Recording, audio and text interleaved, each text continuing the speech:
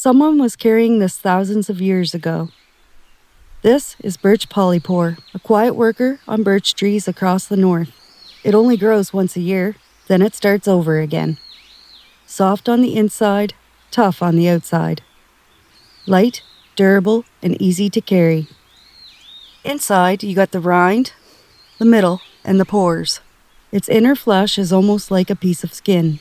It was used for things like cleaning wounds and tending small cuts. It survived the elements, cold, wet, and everything in between. One person carried it in a way that surprised everyone. Ötzi the Iceman was found frozen in the Alps. He had a small piece of birch polypore with him, carried on a strip of hide. And it's still growing here in the New Brunswick woods, just like it did 5,000 years ago.